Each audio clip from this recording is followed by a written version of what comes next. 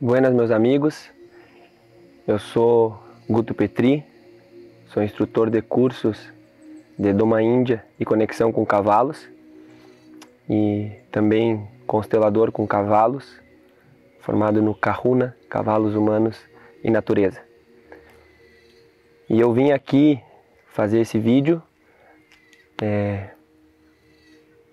sem script, sem roteiro, sem pauta, mas para realmente abrir meu coração a respeito do meu trabalho, daquilo que eu entendo como minha missão de vida e meu servir. Para quem conhece um pouco da minha história, desde muito novo, eu sou apaixonado por cavalos, embora venho de uma família citadina, uma família urbana, e nunca tive contato com cavalos durante a minha infância, senão nas Semanas Farroupilhas, que acontece aqui no Rio Grande do Sul, onde eu pedia para dar volta a cavalo para aqueles que tinham cavalo, e eu era aquele pluá, aquela criança que ficava enchendo o saco dos cavaleiros pedindo para dar uma voltinha. E sempre que eu conversava, que eu desenhava, que eu escrevia, gostava muito de escrever poemas, era sobre cavalo. Sempre que eu lia, era sobre cavalo. Então, desde muito ninho, desde muito criança, eu tive esse anseio por viver do cavalo, por viver com cavalos, por viver o cavalo. Por conta daquilo que a gente vai aprendendo ao longo da vida como sendo importante, né? E que hoje eu percebo que tem uma importância bem menor na minha vida, como o dinheiro, estabilidade financeira, carreira promissora, carreira estável. Por conta dessas coisas eu fui me apartando um pouco do cavalo. Então, quando eu tinha 21 anos, eu fiz uma viagem, larguei tudo, fiz uma viagem de moto pela América Latina, onde, através da música, eu cheguei ao cavalo novamente e fui buscar a fonte de conhecimento que para mim era mais bonita, esteticamente bonita e também mais natural, que tinha mais a ver comigo, que era o conhecimento da Doma Índia. Fiz o curso com Oscar e Cristóbal Scarpati, os meus mestres, a qual eu reverencio muito. E nesse curso eu comecei a enxergar o cavalo de uma forma diferente. Eu comecei a ver que quando a gente pensa como cavalo, quando a gente vive como cavalo, quando a gente se aproxima das manadas e estuda elas no seu ambiente natural, na sua forma de se comunicar, a gente consegue se inserir no ambiente delas e consegue ser talvez um pouco mais cavalo perante esses animais. Eu, além do curso que fiz lá, passei também algum tempo morando com a tribo Scarpati, com a família Scarpati, onde eu entrei também em contato com a técnica da Doma, que vem após o Amance. E depois, voltando para o Brasil, logo comecei a domar cavalos aqui nessa fazenda, em Capela de Santana, que hoje é o Santuário Hípico Espírito Liberi. E, a bem da verdade, domava cavalos por cavalos, né? Não recebia em dinheiro por essas domas, mas recebia em cavalo. E logo se espalhou o comentário de que eu estava fazendo algumas coisas diferentes com cavalos aqui. E o pessoal da região, uma cidade muito pequena aqui no Rio Grande do Sul, veio me perguntar, né, se eu lecionava curso sobre isso. Eu pedi autorização para o Cristóbal Scarpati para falar sobre Doma Índia e a gente montou o nosso primeiro workshop. E depois desse, tantos outros vieram e hoje eu tenho servido ao mundo espalhando essa mensagem da Doma Índia.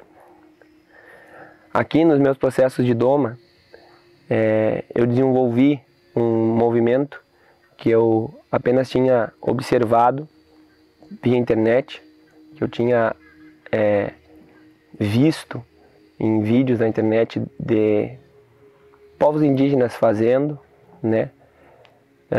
Uma das minhas referências é Tata Martín, argentino, E aquilo, desde que eu era muito novo, aquilo já tinha mexido com o meu imaginário.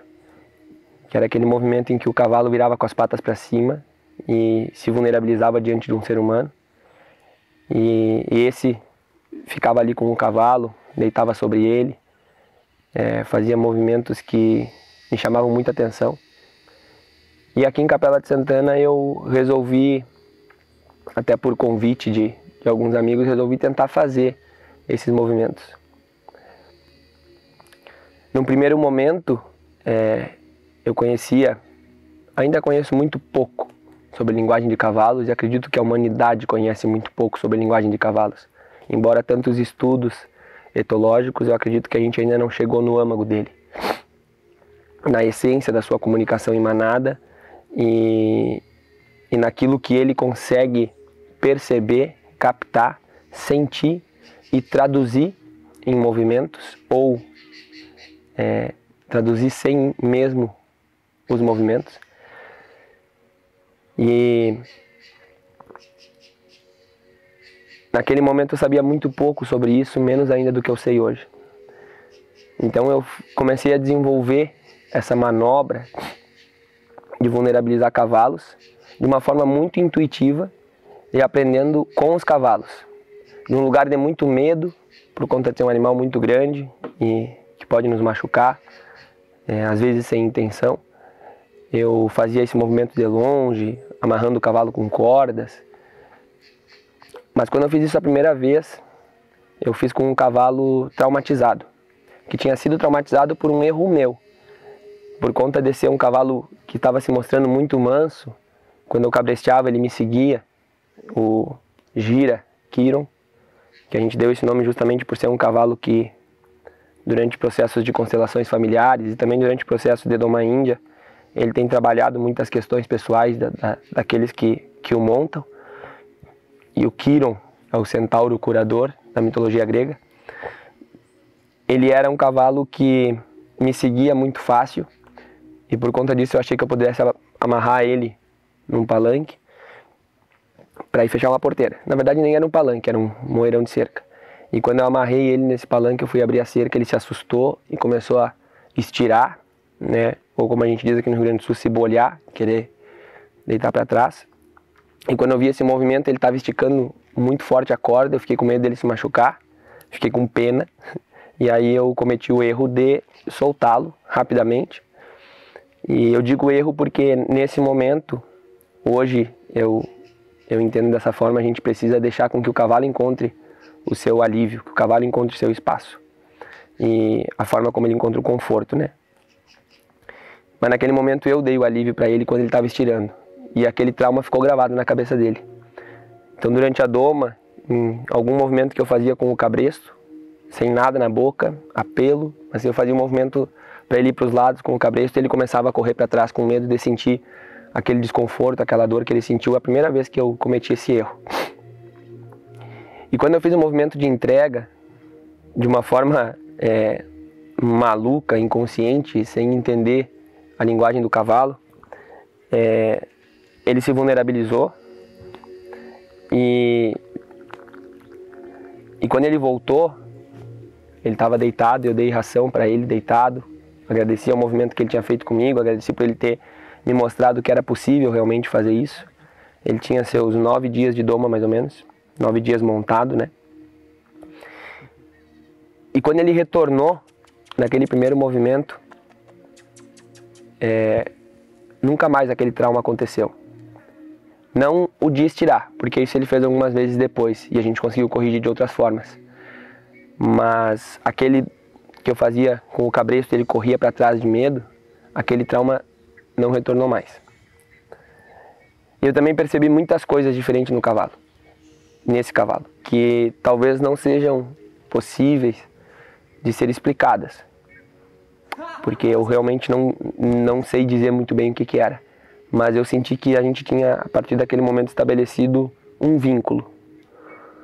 E ele começou a me enxergar, acredito eu,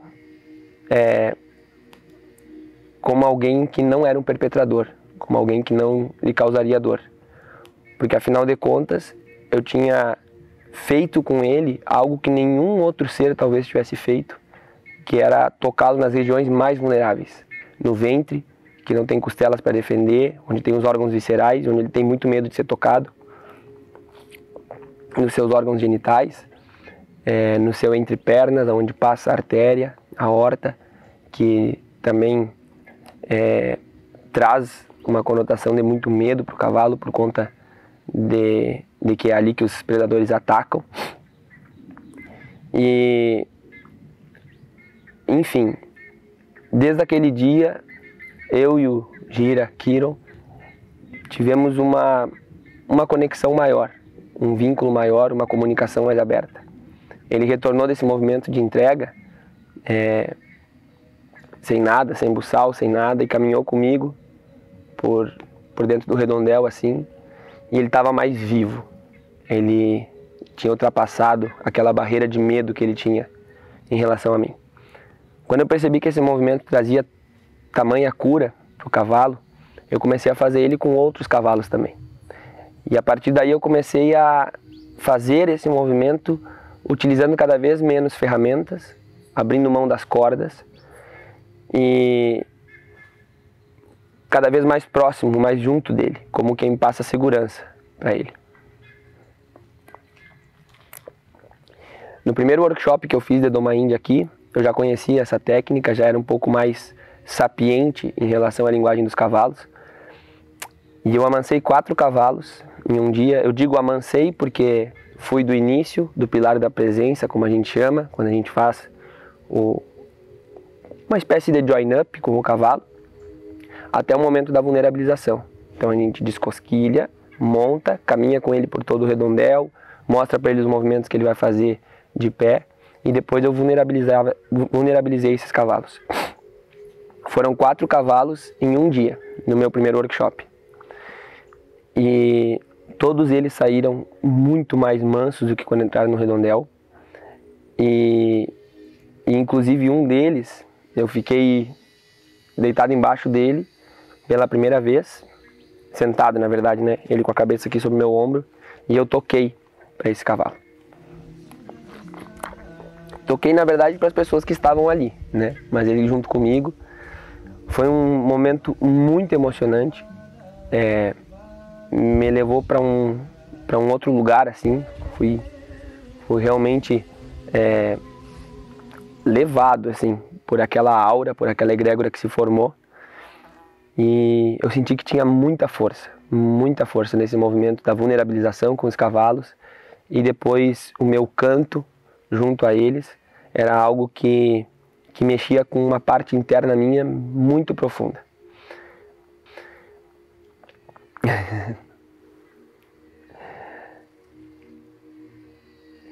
Tempos depois eu continuei fazendo workshops, e aí eu fui convidado para fazer trabalhos fora, fui trabalhar em uma cabanha, cabanha Dom Braulio, onde eu também aprendi muito sobre a técnica da doma tradicional, da doma racional, técnicas de rédea, de flexionamento, de engajamento de cavalos. Pude me aprimorar um pouco mais nisso que eu não tinha tanto contato, e que a partir daí eu percebi que era também uma paixão minha. Movimentos perfeitos, né? Movimentos bonitos com o cavalo. E então nos workshops que eu fiz depois de sair dessa cabanha, todos eles eu fiz esses movimentos de entrega. E eu quero trazer para vocês o relato de uma égua. Se chama Ojos de Floritruco. Essa era uma égua Rusília, de pelagem Rusília, pelas coincidências da vida, pelas sincronicidades, uma égua que tinha a mesma pelagem do meu primeiro cavalo.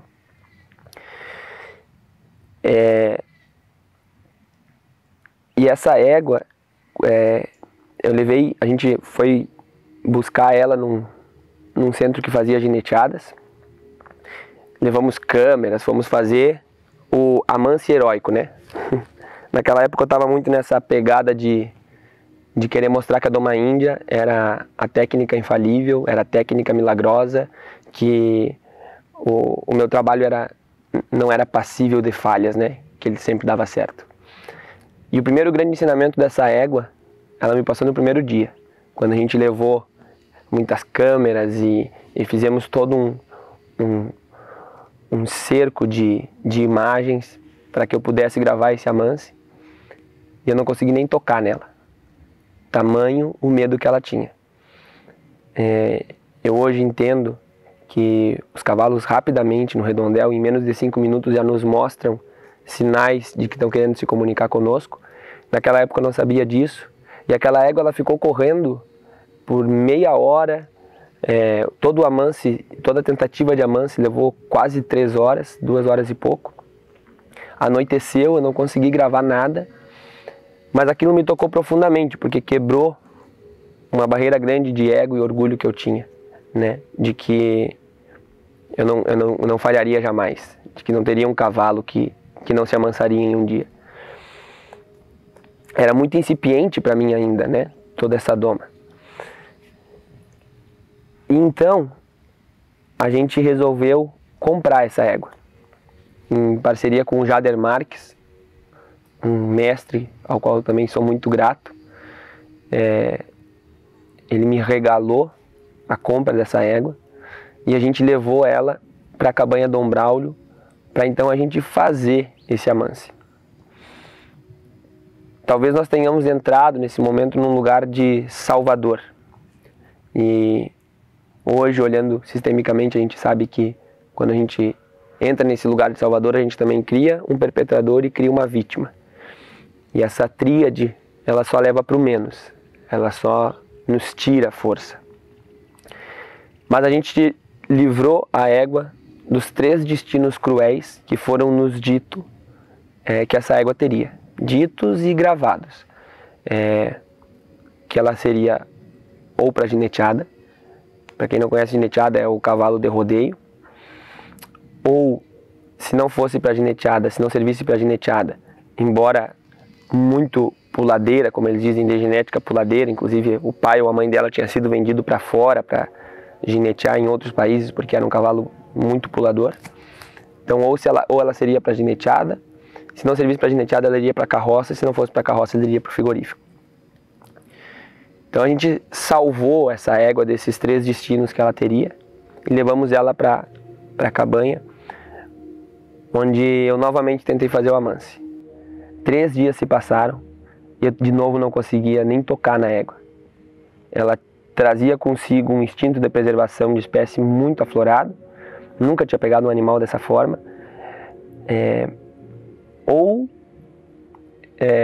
era um trauma, eu não sei porque eu não conhecia o manejo que era feito com ela, não posso dizer isso, mas ela não se deixava tocar. 3 dias se passaram, até que eu coloquei ela num brete e falei: hoje eu vou tocar em ti, hoje eu vou te amansar, hoje eu vou entregar minha alma para ti e quero ver o quanto tu é capaz de entregar tua alma para mim também. Como diria Oscar Scarpati, mostrar tu alma al cavallo que ele vai lhe mostrar a sua. E com esse lema na mente, no coração, na alma, eu coloquei o buçal nessa égua no brete e nós levamos ela até o redondel, a cabresto, junto com outros animais mansos, para que ela pudesse entrar. E ali, já com o cabresto colocado nela, eu, aos poucos, persuadindo ela, a gente gosta de dizer o termo seduzindo ela, eu consegui tocá-la pela primeira vez.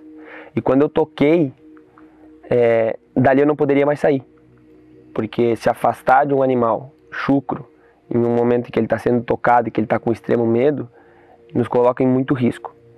Então eu toquei naquela égua e eu fui de corpo e alma, como quem diz, ou tu te amansa, tu te entrega,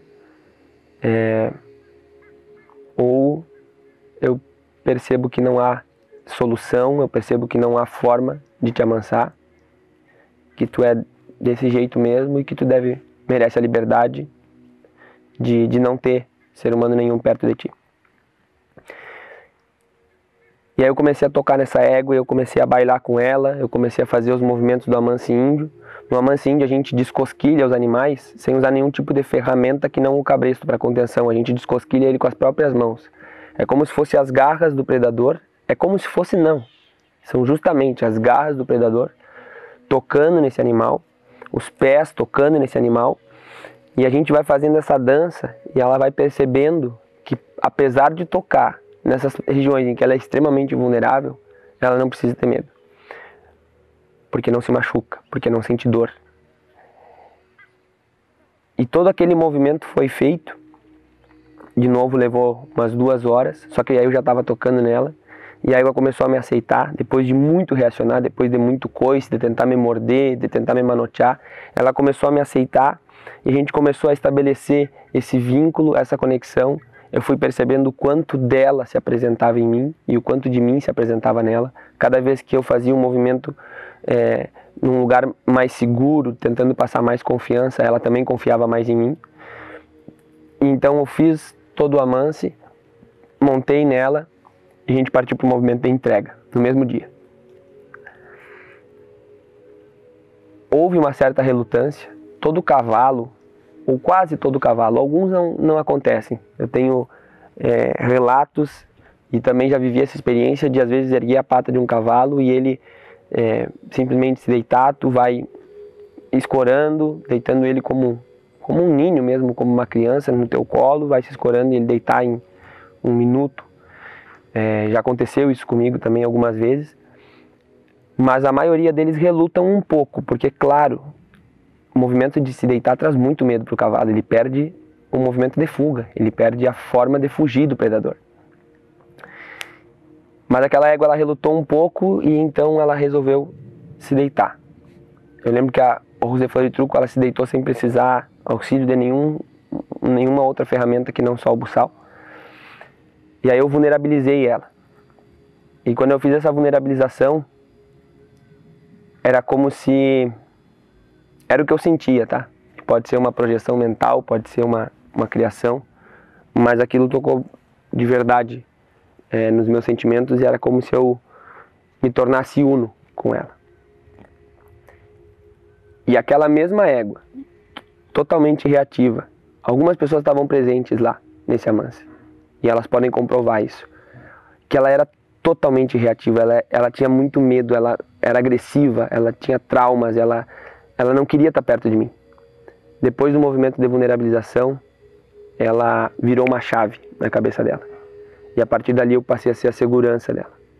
E eu confiei nela tudo o que eu tinha. E ela confiou a mim tudo o que ela tinha. Eu tirei ela do redondel e no primeiro dia eu já saí dando banho. Uma coisa que ela não deixava nem chegar perto com uma mangueira. Eu já saí dando banho nela, escovei todo o corpo dela.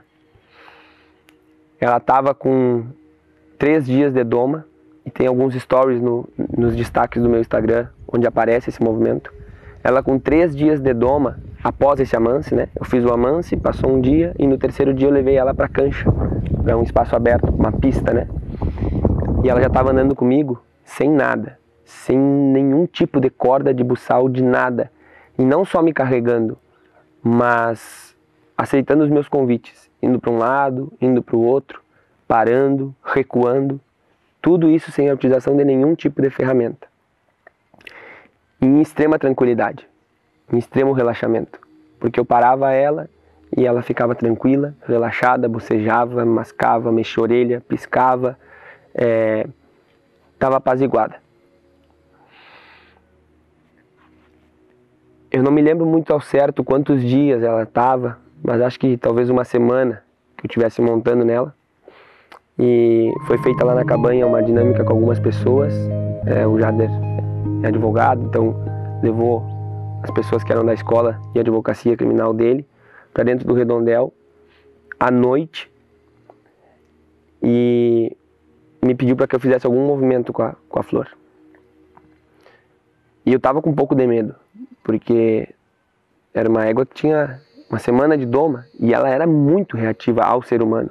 E eu senti que ela estabeleceu uma confiança, uma relação de conexão comigo.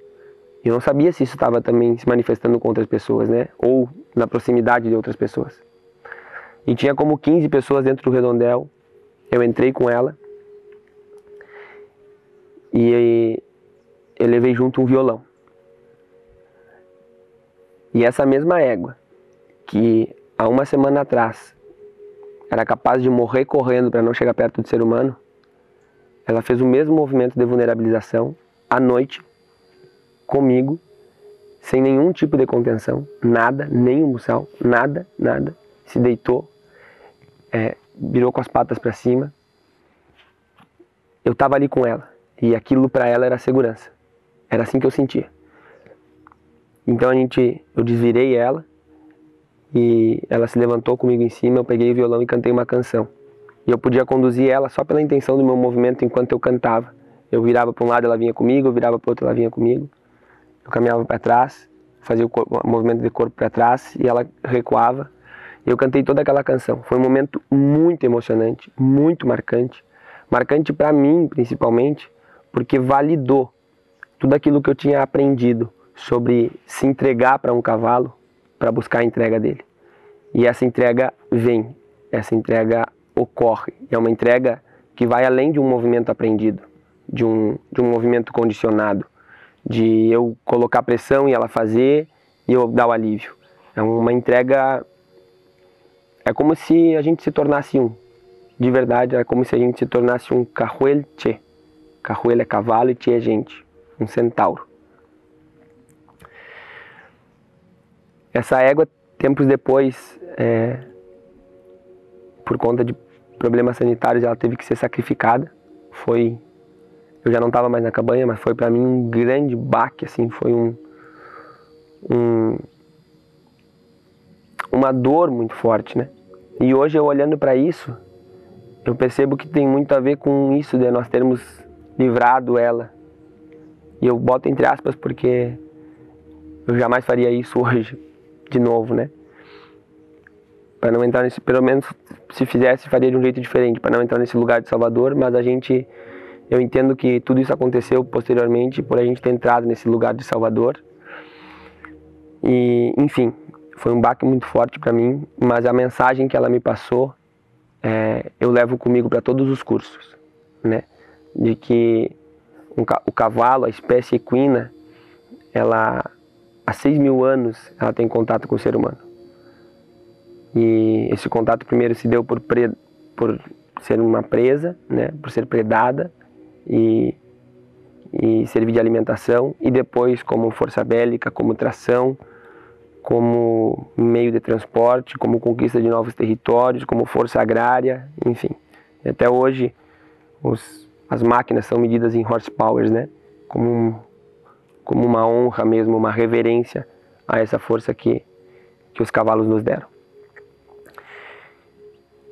E cada vez que eu faço um movimento de entrega, eu me lembro da flor. Como que algo que valida aquele medo que o cavalo tem de se entregar e que pode ser ultrapassado. E então, saindo da cabanha, eu continuei fazendo os meus cursos de Doma Índia. Em todos eles eu fazia a vulnerabilização dos cavalos, né? Peguei de novo cavalos que eram cavalos de gineteada, fiz um movimento de entrega com eles, saíram cavalos mansos. Peguei animais extremamente arredios, cavalos crioulos, chucros, que viviam a vida toda no campo, que nunca tinham entrado em contato com pessoas e que através do amance índio, em um dia, faziam a vulnerabilização e eram outros cavalos, enxergavam o ser humano de outra forma. E aí, quando eu fui fazer o meu primeiro curso no Mato Grosso do Sul, após o curso, que tinha sido muito bonito, eu entrei em contato com um vídeo de uma veterinária, uma etologista, que falava de mobilidade tônica. E aquilo me tocou forte, porque a mobilidade tônica, ela é uma dinâmica comportamental que acontece com quase todas as presas, ou muitos animais que são presas, e inclusive com alguns predadores, por exemplo, o tubarão, e inclusive com nós, seres humanos, que é quando não há outra alternativa, não há outra fuga que a de se fingir de morto. E ela trazia muito essa reflexão de que quando os cavalos se viram com as patas para cima, eles entram nesse estado de mobilidade tônica. Eu fui um pouco a fundo nesse assunto, me tocou profundamente, porque eu comecei a reflexionar sobre todos os movimentos de entrega que eu tinha feito, o quanto eles tinham mudado a cabeça do cavalo, o quanto eu entendia que aquilo tinha estabelecido uma determinada conexão entre mim e o cavalo, mas o quanto disso poderia partir desse movimento da imobilidade tônica. Eu até entrei em contato com essa menina, quis mandar os vídeos para ela, e depois eu acabei, por conta de perder telefone, um monte de coisas que aconteceram, eu acabei não conseguindo falar com ela e terminar o nosso assunto, mas eu comecei a rever aqueles vídeos que eu tinha dos cavalos que faziam a entrega.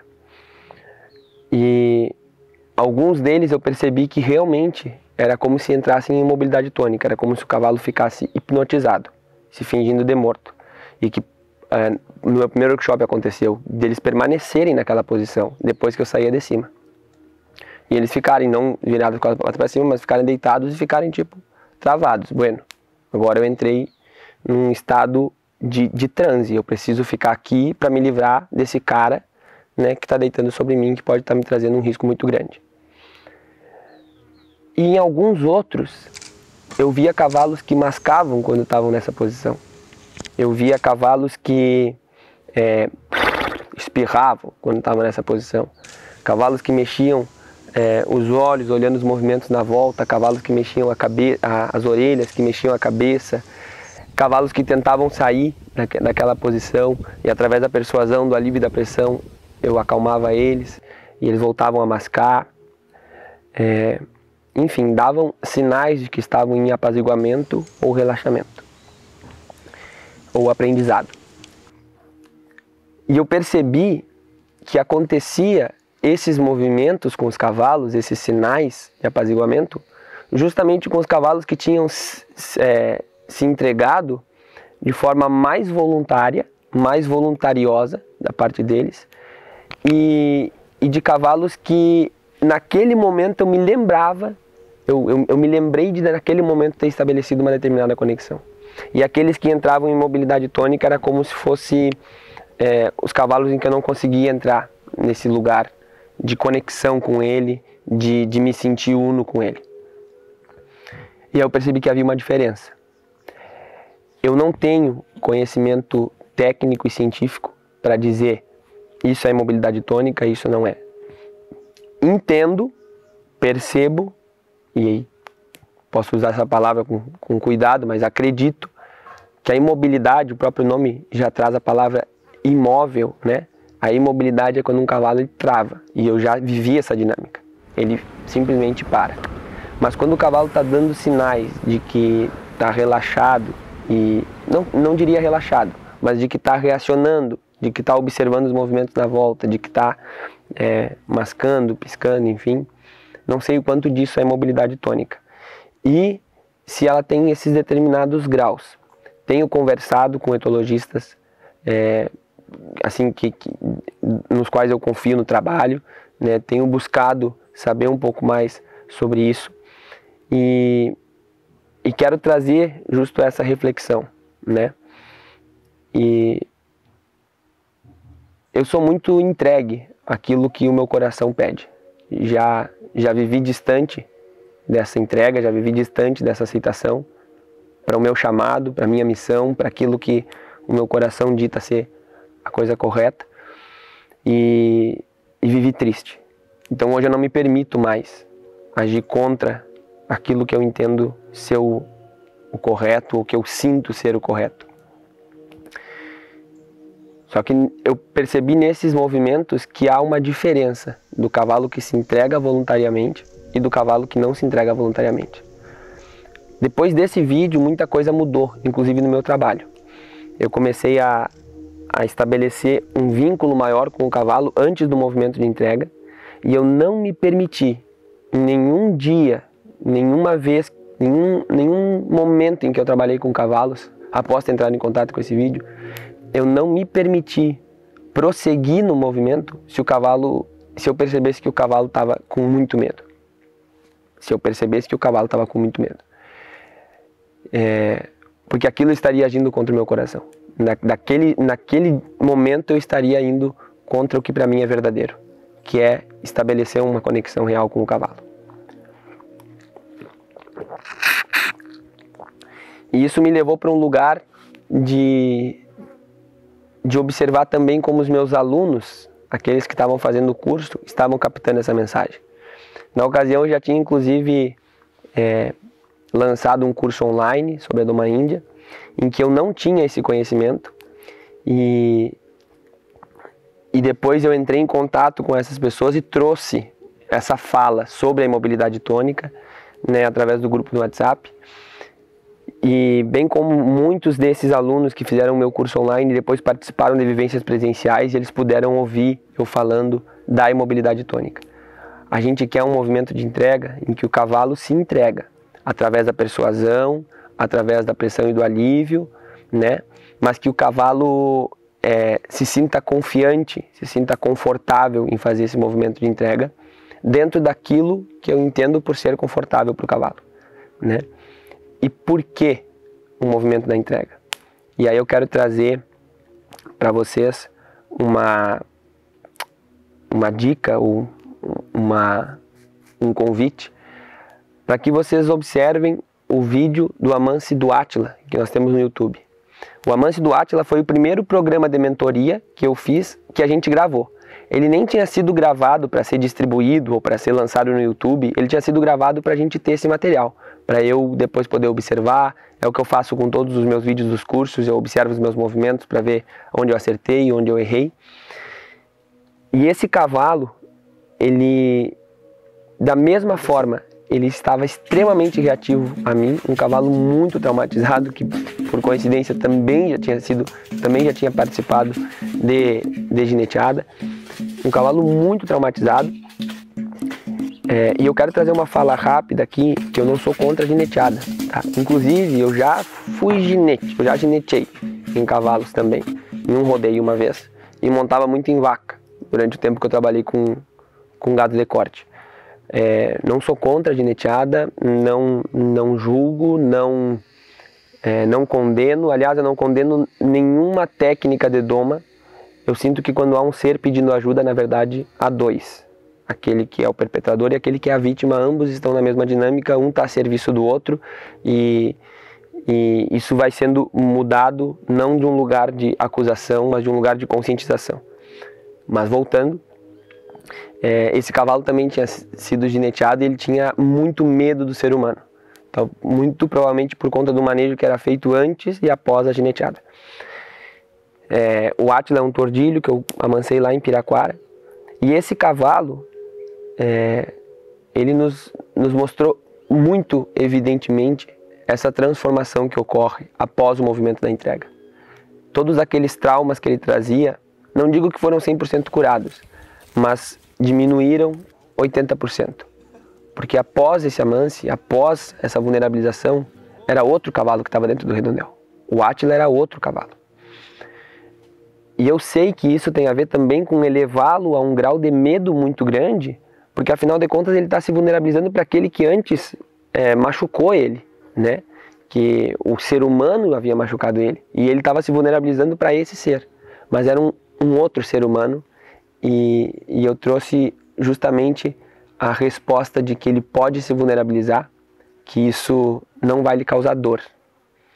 E de fato foi o que aconteceu, e o cavalo transformou seu pensamento. Da mesma forma que aconteceu lá com o Gira Kiron, foi nosso primeiro cavalo, como eu comentei com vocês.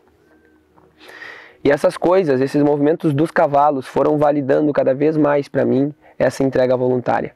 Foram mostrando para mim cada vez mais que há uma forma de buscar estabelecer esse vínculo, que é através da vulnerabilização. Eu nunca consegui estabelecer esse vínculo com um cavalo nesse grau, nessa magnitude, sem ser com um movimento de vulnerabilização ou sem ser com um cavalo com o qual eu fiz a vulnerabilização. Porque é como se fosse um animal que passasse a ler teus pensamentos. Não sei, mas isso acontece. Pelo menos é como eu percebo. E, enfim, esse movimento do Átila foi validando esses movimentos de entrega. E é uma coisa da qual hoje eu ainda entendo como muito importante no cenário da minha Doma Índia. Outras pessoas que fazem Doma Índia eu não vi fazendo essa técnica. Os grandes resgatadores, por exemplo, os Scarpati, eles não passam essa técnica, né? Mas eu entendo como algo que cria uma relação diferente humano-cavalo. E o que eu penso a respeito disso, e que eu quero trazer essa reflexão verdadeira, e que eu confesso que para mim é muito difícil de falar sobre isso, é muito difícil, porque é uma coisa que é um dilema que eu vivo desde que eu comecei o processo da Doma. É algo que me toca profundamente, mas que eu quero trazer essa reflexão, porque eu sinto que, graças aos cavalos e graças às pessoas, às amizades que eu fiz durante esse tempo em que eu trabalhei com Doma Índia,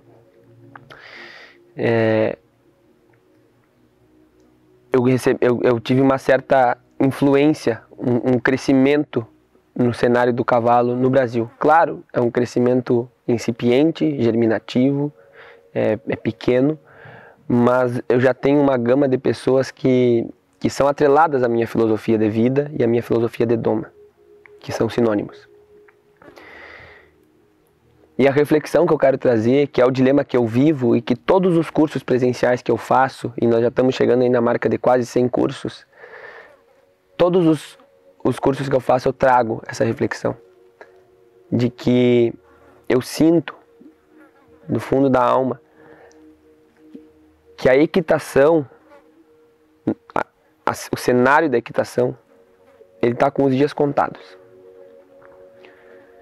Eu não sei até quando será permitido, ou até quando a gente vai ter a percepção de que montar cavalos não é um processo de escravização. Eu já trouxe essa reflexão uma vez numa postagem, e trouxe bem de coração mesmo, assim, que eu não sinto que os cavalos são escravos, que eu não vejo dessa forma, mas que ao mesmo tempo aquilo me colocou num lugar de repensar, porque o cavalo ele foi necessário durante um período em que a gente disputou guerras. O cavalo foi necessário durante um período em que a gente precisou conquistar novos territórios. O cavalo foi necessário durante um período que a gente precisou se transportar de um lugar para o outro, em que a gente precisou de força agrária, enfim, tantos outros serviços ele prestou à humanidade. Mas e hoje? Tirando o cenário da ecoterapia e das terapias assistidas por cavalos, o cavalo não é mais necessário. É um lazer, é um prazer. Eu sei que ele emprega mais que a indústria automobilística no mundo. Eu sei que muitas pessoas vivem do cavalo. Eu sei que ele gera fonte de renda para a União e para muitos países e tudo mais. Mas a troco de quê? A qual custo? E eu também sei que o que permitiu com que o cavalo estivesse vivo e não entrasse em extinção hoje foi esse servir dele à humanidade. Eu vejo dessa forma também. Afinal de contas, não seria pelos seus lindos olhos que a humanidade deixaria ele vivo se ele não prestasse algum serviço. Pô, não serve para alimentação, pelo menos na região ocidental, não serve para alimentação, embora aqui a gente também coma carne de cavalo. Aqui não... Ficou estranho. Embora aqui, no Ocidente, a gente também coma carne de cavalo sem saber, através de embutidos, enfim. Mas eu sei que se ele não serviria para alguma coisa para a humanidade, a gente não deixaria o cavalo vivo. A gente não permitiria que essa espécie ocupasse os espaços das nossas pastagens. Entende? Ele teria sido extinto. Talvez hoje ele ainda seja necessário para serviços a campo, para serviços com rebanhos, e talvez ele ainda seja necessário para essas terapias em que pessoas com deficiências mentais ou físicas, através dos movimentos do cavalo, melhoram o seu quadro, né? E aí vem chegando a Isa, que é uma menina que inclusive tem 2 irmãos que fazem ecoterapia e que são beneficiados de forma intensa e importante pelo próprio cavalo. Só coincidência, né? Essas todas são só coincidências. Então eu sinto que nesses cenários o cavalo ainda vai permanecer servindo à humanidade e ainda será permitido. Mas nos demais, no meio do esporte, com verdade, e eu sinto se levarem isso para um lugar de julgamento, mas de verdade eu acho que o esporte é uma das coisas mais cruéis com o cavalo. Eu conheço a dinâmica do esporte, da competição junto com o cavalo, e ele não fica feliz por estar no primeiro lugar no pódio. Ele não desfruta do dinheiro que se ganha na premiação. E pelo contrário, para chegar lá, de verdade, eu não conheço um cavalo que chegou lá sem sofrer muito antes. Então, eu sinto que esse vai ser o primeiro ambiente em que o cavalo não vai mais ser permitido de ser usado. E aí eu já trouxe, inclusive, uma ideia, né, através do meu Instagram, de que nasçam os festivais. Só coincidência? Que nasçam os festivais equestres, onde as pessoas que gostam do esporte com os cavalos possam participar, mas que não haja mais a competição, porque a competição por si só, independentemente de ter cavalo ou não, ela já nos leva para o menos. Essa sociedade egoísta em que um tem que ser melhor que o outro, numa comparação injusta, porque a única comparação justa é aquela tua contigo mesmo, quanto tu está melhor hoje do que ontem. O cavalo não precisa ser mais inserido nesses ambientes. Ele sofre muito com isso. E quem discorda dessa hipótese, eu peço para que me mande um cavalo de alta performance que não é lesionado, que já não foi lesionado, que não é infiltrado, bloqueado, que não é mascarado em relação à dor dele.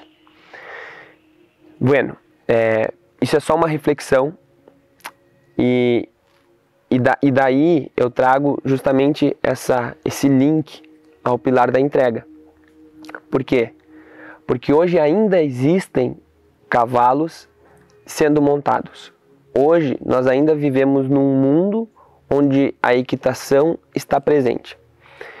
E eu vou ser uma das pessoas que vou lastimar muito quando esse movimento chegar, e eu acho que vai chegar.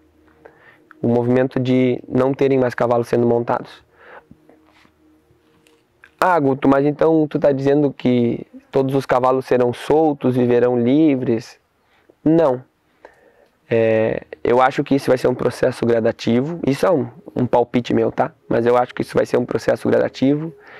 E eu acho que os cavalos vão continuar em contato com a humanidade, porém de outro lugar. Por exemplo, terapias assistidas por cavalos. Eu sou constelador e há coisas que os cavalos fazem, formas como eles relacionam. Por exemplo, esse pássaro que cantou, o cavalo reaciona conosco da mesma forma, que não são explicáveis. Não são explicáveis. E já me trouxeram essa fala. Guto, os cavalos não são seres místicos. Eles devem ser estudados, Eu concordo, em parte. Porque há coisas que os cavalos fazem que não são explicadas. Grandes referências da etologia no cenário brasileiro, que eu não vou trazer o nome por uma questão até de ética, ao entrarem em contato com os movimentos que os cavalos fazem durante as constelações familiares, por exemplo, disseram, tudo que eu vi aqui, eu vou esquecer. Eu vou guardar para mim, mas eu vou esquecer, porque se eu quiser me aprofundar nisso, eu vou esquecer tudo aquilo que eu estudei antes e vou começar a olhar para isso, porque não tem como explicar. E há muitas coisas que não tem como explicar. É muito egocêntrico, é muito egóico da nossa parte achar que a nossa percepção racional, que a nossa mente racional vai desvendar todos os mistérios que a natureza traz. Cada dia mais a gente descobre novas coisas e essa cadeia é infinita. Essa cadeia é infinita. Então eu acho que o cavalo ele vai permanecer junto ao ser humano, mas de um lugar muito parecido com esse, de fazer movimentos em manada e a gente observá-los. Essas mesmas coisas inexplicáveis que o cavalo apresenta durante um cenário de constelação familiar com cavalos, eu percebo com um cavalo que faz o movimento da entrega.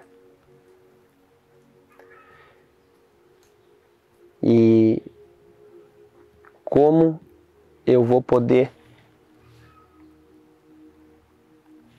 Se aproxima lá atrás, né? E como eu vou poder explicar esse movimento de forma etológica, por mais estudos que eu faça, ou que eu tenha, se ele é um movimento tão interno de sentimento?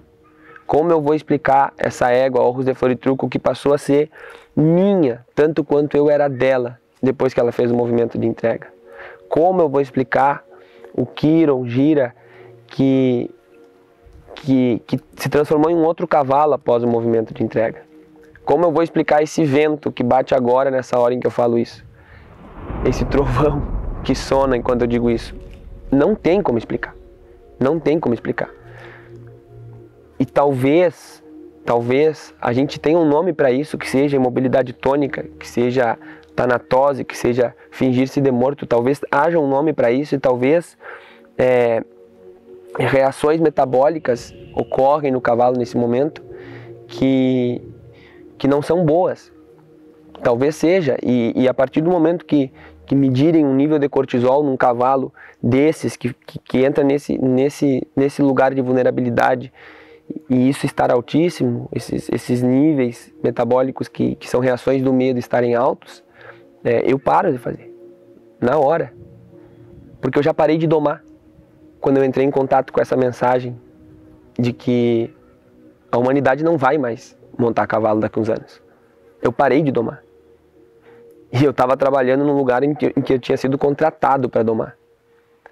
Porque eu sou muito entregue ao caminho do coração. Foi conforme eu comentei com vocês. Ao do meu coração. Aquilo que para mim é verdadeiro. Então, a partir do momento que eu souber, que eu entrar em contato com a informação de que realmente os cavalos que não tem benefício algum com esse movimento da entrega, o que eu de verdade acredito que não seja verdadeiro, eu paro de fazer. E sem problema algum, porque a Doma Índia não se resume nesse movimento. Aliás, ele atrapalhou um pouco o meu trabalho, porque eu percebi alunos meus que não tinham captado a mensagem intrínseca e do âmago da Doma Índia, e que faziam isso acontecer, o movimento de vulnerabilização acontecer, custe o que custar. E esse custe o que custar custava muito para o cavalo. E essa não é a mensagem. A mensagem é justamente ao contrário. Ontem nós estávamos aqui gravando o nosso novo curso online, e esse mesmo cavalo que está aqui atrás foi o cavalo que eu convidei para fazer o movimento de entrega. E a gente sentiu que ele ainda não estava pronto. E está tudo certo. E eu já fiz isso com cursos. Quando tem lá 20, 25, 30 pessoas assistindo e dizendo assim, puxa, o cavalo vai deitar e ele vai virar com o cavalo de pata para cima. Eu olhar para eles e dizer assim, hoje não é o dia desse cavalo. Insistir, persuadir, oportunizar com que ele aceite o convite, mas a partir do momento que ele não aceitou, eu virar para trás e dizer, até aqui tá bom. Quem já fez curso presencial comigo sabe que é assim que acontece. Não foi 1 ou 2 cursos, foram vários, em que o cavalo não estava pronto para fazer a entrega e eu não permiti com que ele fizesse. Porque se eu forçasse mais, ele iria para o chão. Esse cavalo ontem, se eu forçasse ele iria para o chão. Ele já estava com as 2 mãos ajoelhadas e já estava quase deitando. Mas eu não quero empurrá-lo, eu não quero forçá-lo, eu não quero rebocar um cavalo para o chão, muito pelo contrário, eu quero que ele aceite esse convite. Porque eu já tive nesse lugar de forçar um cavalo para isso, e isso feriu minha alma. Então eu quero trazer esse vídeo muito como um desabafo.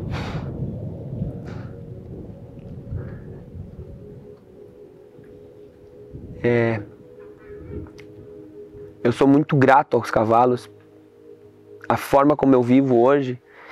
Embora a gente viva na simplicidade, para quem conhece aqui a nossa casa, ela é simples, o nosso jeito de viver é de pé no chão mesmo, e é fazendo fogo, e fazendo um atã, e é se conectando com a natureza ao máximo, e é vivendo o mais próximo da manada possível. Mas eu conquistei muitas coisas com os cavalos, que não são só bens materiais, que são pessoas, que são amizades sinceras. Hoje, se eu cruzar pelo Brasil, em poucos estados eu não tenho um pouso, porque as pessoas que tiveram comigo me acolheram de corpo e alma. E eu entendo que isso vem do cavalo. Isso vem por um dia eu ter dito sim pro meu chamado. Então eu quero trazer esse vídeo muito como um desabafo, como eu falei para vocês, não tem pauta, não tem script, mas eu trago essas reflexões. Esse dilema também é o meu dilema. Também é o meu dilema. E eu me comprometo, a partir do momento que eu souber que todo o pilar da entrega é imobilidade tônica, e a gente está estudando sobre isso, a gente está conversando com pessoas entendidas do assunto, a partir do momento que eu souber disso, eu não vou mais fazer. Porque eu não quero ser um perpetrador para com aqueles que me deram tanto, que são os cavalos, que são seres tão generosos. E eu não tenho problema nenhum de abaixar a cabeça, dizer, estive errado, o caminho não é esse aqui. Eu já fiz isso. Eu já fiz isso. E não foi uma vez, foram várias. Eu fiz isso, inclusive, em relação ao tipo de doma que eu manifestava. Quem pega o meu trabalho hoje com os cavalos, todo descosquilhar, quando eu chego na parte intensa do descosquilhar, que é quando eu toco nele, que é quando eu danço com ele, que é quando eu faço muitos movimentos, é depois dele já ter aceito muito do toque sutil. O que antes não era assim. Antes eu já começava na intensidade, porque eu achava bonito. Porque eu achava que aquilo trazia mais confiança para o cavalo. E que eu fui percebendo que na verdade não. A confiança se estabelece de forma equânime. Em relação ao pilar da entrega, não tenho essa percepção. Eu vejo quanto muda num cavalo após ele se vulnerabilizar. E não é pouco. É muito. É muito. Eu vou mostrar para vocês alguns vídeos aqui que estão passando durante os pilares da entrega que eu fiz de alguns cavalos.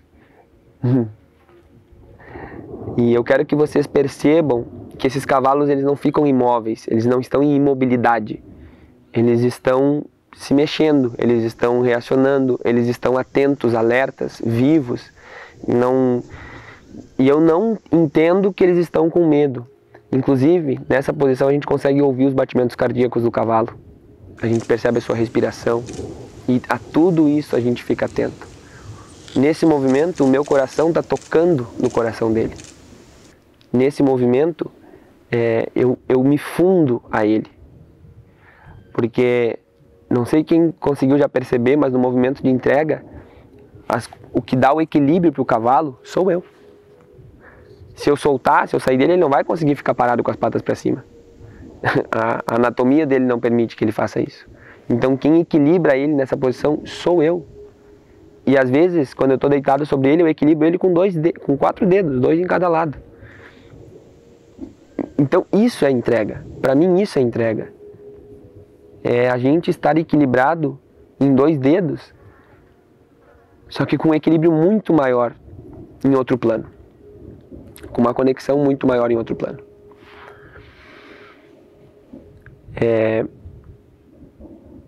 E antes, e eu sei que vão haver comentários sobre isso, mas antes de que hajam comentários a respeito da reflexão que eu trouxe sobre o cenário equestre e da equitação como um todo,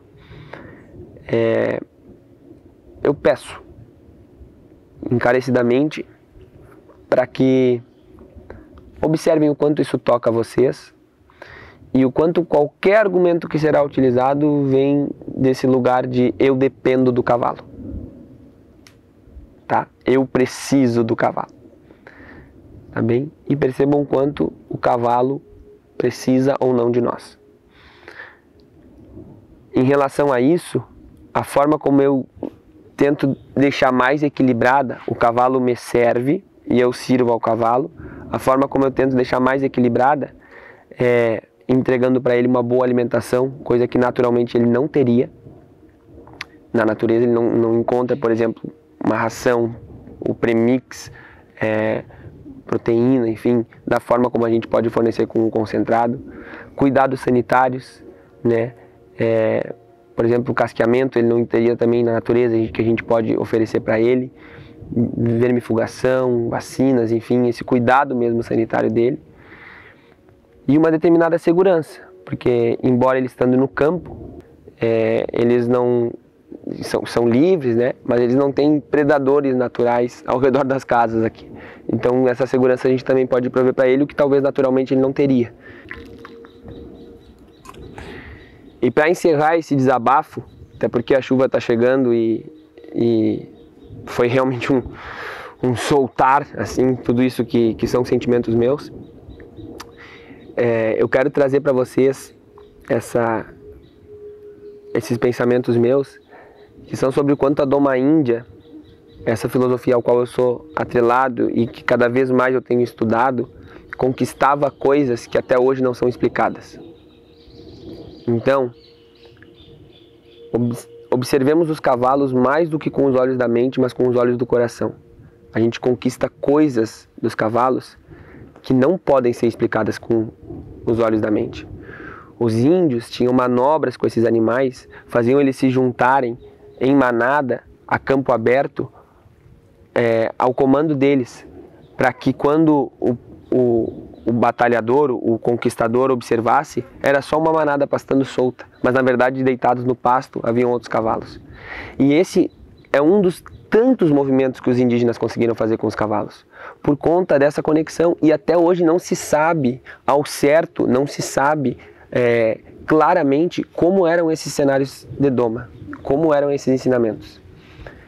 Cavalos que eram conduzidos com alguém deitado, agarrando a cola, né? Agarrando o rabo deles, e eram conduzidos pelo pasto para que ali o espião pudesse observar quem estava lá e voltar a se esconder, e os cavalos eram manejados dessa forma.